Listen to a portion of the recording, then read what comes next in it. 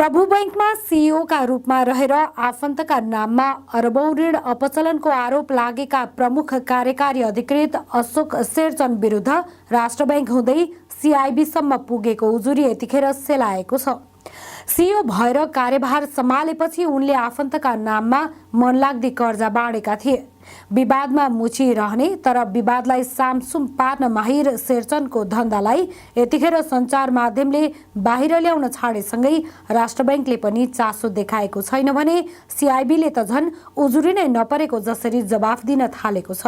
केही वर्ष अघि प्रभु बैंकका सीईओ अशोक शेरचन आफैले सहायक कम्पनी खडा गरी अरबौं ऋण अपचलन गरेको प्रकरणमा राष्ट्र बैंकको अनुसन्धानमा तानिएका थिए। तर पनि शक्ति केन्द्रहरूको दबावका कारण उनीमाथि छानबिन हुन सकेको छैन। केन्द्रीय अनुसन्धान ब्युरो सीआईबीले शेरचनले आफन्तका नाममा कर्जा प्रवाह गरी करोडौं अपचलन गरेको प्रकरण छानबिन गर्न खोज्दा तत्कालीन राष्ट्रपति विद्यादेवी भण्डारी र तत्कालीन गृह सचिव महेश्वर न्यौपानेले छानबिन नै रोकाएका थिए। त्यस यता झन् बैंकभित्र शेरचनको मनपरी बढेको छ। बैंकको नेतृत्वमा रहेर शेरचन र उनको समूहले दर्जनभन्दा बढी बैंकिङ अपराध गरेको तथ्य उजागर भइसकेको छ। आफू खुसी बैंक नै धराशायी पर्ने गरी जथाभावी कर्जा प्रवाह गरेर बैंक एकलौटी बनाउँदा पनि नियामक र जिम्मेवार निकायले कारबाही गर्न हात कमाएको देख्न विवश बैंककै शेयरधनी एवं कार्यरत कर्मचारीहरू समेत यति बेला चिन्तित बन्न थालेका छन्। अनलाइन पानासँगको सम्पर्कमा रहेका एक बैंककै कर्मचारीले नाम नखुलाउने शर्तमा बैंकको पदीय जिम्मेवारी सम्हालिरहेका शेरचनले आफ्नै हात जगन्नाथ गर्दै स्वार्थ समूह र आफन्तलाई सर्वसाधारणले जम्मा गरेको निक्षेप कनिका छरे जसरी मनलाग्दी छरेको बताएका छन्। शेरचन र उनको समूहले शेरचनले आफ्ना ससुरा हरिकृष्ण भट्टचन प्रमुख सञ्चालक रहेको राम जानकी हेल्थ फाउन्डेसनद्वारा सञ्चालित डुबेको जानकी मेडिकल कलेजलाई प्रवाह गरेको 2 अर्ब 50 करोड ऋण जोखिममा परेको भन्दै अहिले पनि बैंक भित्रैबाट विरोध भइरहेको छ।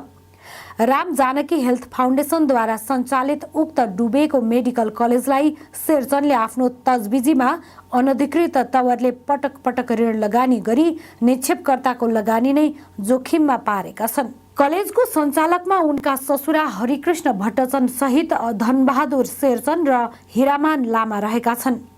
यद्यपि विवादबाट चोखिन हाल उक्त मेडिकल कलेज ओपी पाण्डेको नाममा नामसारी गरिएको भेटिएको छ। बैंक तथा वित्तीय संस्था सम्बन्धी ऐनले बैंकका सीईओ एवं बैंकका सञ्चालकहरूले आफ्ना आफन्तहरूलाई बैंकको कर्जा प्रवाह गर्न नपाइने उल्लेख छ। यसो गरेमा बैंकिङ कसुर मानिनेछ। मसँग सीआईबीले जारी गरेको एउटा पत्र छ 69/11/19 गते जस्तो लाग्छ मलाई, जुन पत्रको चलान नम्बर 5275 हो। त्यो चलान नम्बरको पत्र मसँग छ। पत्र अस्पष्ट भए पनि ब्लर भए पनि त्यो पत्र अलिक गौन गरेर हेरियो भने बुझिने पत्र छ र यसरी सीआईबीले छानबिन गरेका कुरालाई पनि उहाँहरूले ओझेलमा पारेको छ। यस हिसाबले उनले कलेजका सञ्चालक आफ्ना नातेदार भएकै कारण नियम विपरीत ऋण दिई व्यक्तिगत लाभ लिइरहेको पुष्टि हुन्छ। शेरचनले नेकपा एमालेका पूर्व सांसद तथा सिभिल ग्रुपका अध्यक्ष इच्छाराज तामाङले सञ्चालन गरेको बौद्ध हाउसिङ प्रणालीलाई पनि पटक पटक गरी ऋण दिएको खुलेको छ। त्यस कम्पनीलाई शेरचनले दिएको 55 करोड रुपैयाँ ऋण अहिले पनि जोखिममा रहेको छ। संगठित ठगीको आरोप लागेका इच्छाराज तथा उनका सम्धी समेत रहेका सिभिल सहकारीका अध्यक्ष केशवलाल श्रेष्ठ, उनकी श्रीमती सिर्जना साक्य तामाङ सहितले यति बेला पूर्वपक्षका लागि जेल जीवन गुजारिरहेका छन्। उनीहरू विरुद्ध 5 अर्ब 77 करोड 80 लाख 90 हजार बिगो सहित ठगी र संगठित अपराध सम्बन्धी मुद्दा दायर भएपछि त्यसको सुनवाई गर्दै काठमाडौँ जिल्ला अदालतले पूर्वपक्षका लागि थुनामा पठाइसकेको छ। प्रभु बैंकका सीईओ अशोक शेरचनका अघि न्यायाधीशहरू समेत गरुडको छायामा परेको सर्प जस्ता बनेका छन्। शेरचनको पैसा र प्रभावका अगाडि न्यायाधीशहरूमा शेरचनको विपक्षमा फैसला गर्नै हुन्न भन्ने मानसिकता स्थापित भएको बुझिन्छ। यदि त्यसो हुन्थेन भने शेरचन 3 महिना अघि तेस्रो पटक बैंक सीईओका रूपमा नियुक्त हुँदा उनको नियुक्ति बदर हुनुपर्ने माग गर्दै उच्च अदालत पाटनमा परेको रिटको पेशी अझैसम्म छिनोफानो हुन सकेको छैन।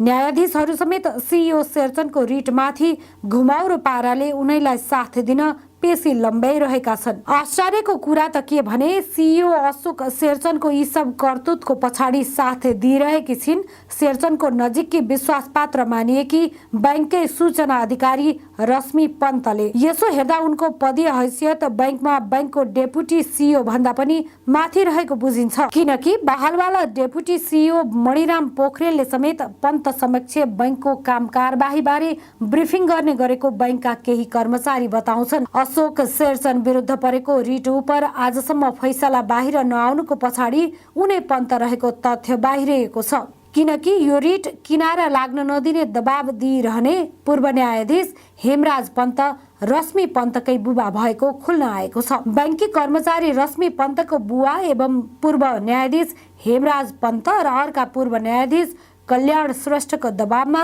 सिइओ शेरचनको मुद्दाको पेशीमा समय हुँदाहुँदै पनि हेर्न नभ्याउने भन्ने गरिएको शेरचन विरुद्ध रिट दायर गर्ने मध्येकै एक अधिवक्ता बताउँछन्। कतिपय फेरि के पनि भएको छ यो मुद्दामा भने मान्य न्यायाधीशहरूले पनि आँट गरिहालेको अवस्था जस्तो देखिया छैन यो मुद्दामा, किनभने विगतमा हामीले योभन्दा पहिलो पेशीमा 1 बजे अगाडि नै यो मुद्दाको पालो आएको थियो। हामीले बेन्चलाई अनुरोध गऱ्यौँ मुद्दा हेर्दा हेर्दै राखेर भए पनि मुद्दाको निरूपण गर्नुपर्छ, यो सार्वजनिक सरकारको विषय, यो ब्रिच अफ लको विषय पनि भएको कारणले गर्दाखेरि कसैलाई यो कानुनको योग्यता नपुगेको व्यक्तिलाई त्यो सार्वजनिक पद धारण गरिरहन दिनु हुँदैन, त्यसकारणले यो मुद्दाको निरूपण छिटो हुनुपर्छ भनेर हामीले अनुरोध गर्दा पनि उहाँले होइन भ्याइँदैन भनेर मुद्दा चाहिँ ओपन गर्न मान्नु भएन। पूर्व भएको आदेशलाई नै फेरि निरन्तरता दिएर आदेश गरेर उहाँहरूले मुद्दालाई त्यो दिन ओपन गर्न चाहनु भएन।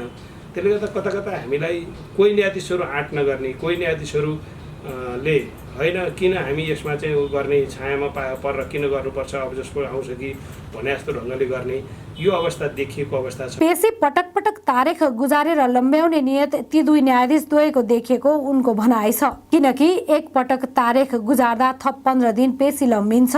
यो हिसाबले बैंक सञ्चालक समितिका 9 जनालाई विपक्षी बनाइएको मुद्दाको 15 दिनको दरले हिसाब गर्दा पटक पटक गरेर लामो समय गुजार्ने र मुद्दा नै प्रभावित पार्न खोजेको प्रश्न हुन्छ। यसअघि सोही मुद्दाको पेशी गत 27 गतेलाई तोकिएको भए पनि स्थगित गरियो र अर्को पेशी जेठ 3 गतेलाई तोकिएको छ। त्यसो त राष्ट्रिय स्वतन्त्र पार्टीका तर्फबाट गृहमन्त्रीमा रवि लामिछानेको नियुक्तिपछि उनले गम्भीर प्रकृतिका अपराध र बैंकिङ कसुरका पुराना फाइल खोतलेर किनारा लगाउन सिआइबी र प्रहरी प्रधान कार्यालयलाई निर्देशन दिएका थिए। सो अनुसार सिआइबीले प्रभु लगायतका केही बैंकहरूको खराब कर्जाका फाइल खोतल्न भनेपछि सिइओ शेरचन पुनः शक्ति केन्द्र मार्फत दबाब दिएर छानबिनलाई रोकाउन उद्यत भएका छन्। पूर्व प्रहरी प्रमुख धीरज प्रताप सिंह प्रहरी प्रमुख हुँदा उनमाथि प्रभु बैंकको खराब कर्जाका फाइलमाथि अनुसन्धान गर्न निर्देशन दिइयो।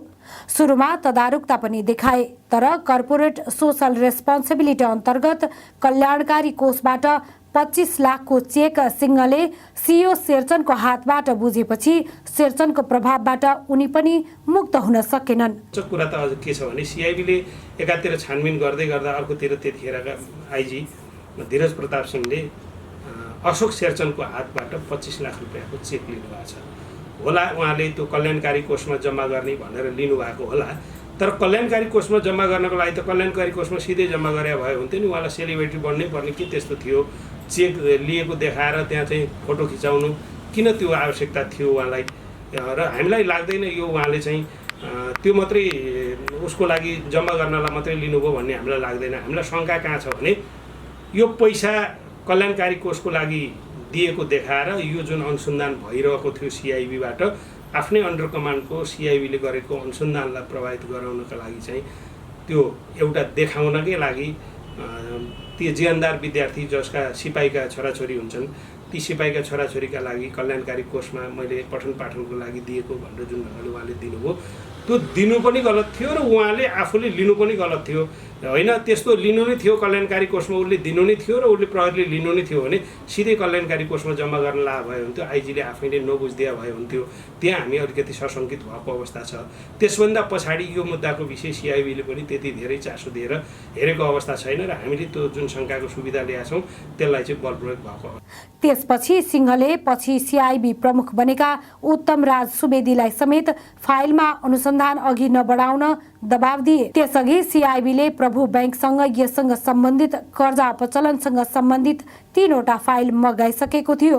अशोक शेरचनलाई गैर कानुनी कर्जा लगानीमा ढाडस दिने र राजनीतिक संरक्षण गर्ने काम बैंकका तत्कालीन अध्यक्ष देवी प्रकाश भट्टचनले गरेका हुन्, जो 30 वर्षसम्म नेपाली कांग्रेसमा सक्रिय राजनीति गरेर पछिल्लो समय नेकपा एमालेबाट समानुपातिक तर्फबाट प्रतिनिधि सभा सदस्य बनेका हुन्, जसको पहुँच सिधै पूर्व राष्ट्रपति विद्यादेवी भण्डारीसम्म रहेको र सोही आधारमा शेरचनलाई राजनीतिक संरक्षण मिल्ने गरेको पाइन्छ। शेरचनले आफ्नो ससुरा सञ्चालक रहेको रामजानकी मेडिकल कलेजलाई स्वार्थबाजी गरी कर्जा प्रवाह गर्दा उनै सांसद भट्टचन बैंक सञ्चालक समितिका अध्यक्ष थिए। अहिले पनि भट्टचन बैंकमा प्रत्यक्ष रूपमा पदासीन नभए पनि बैंकको महत्त्वपूर्ण पदहरूमा उनकै आफन्तहरू रहेका छन् भने आर्थिक कारोबारमा पनि उनकै तजबिजी चल्ने गरेको छ।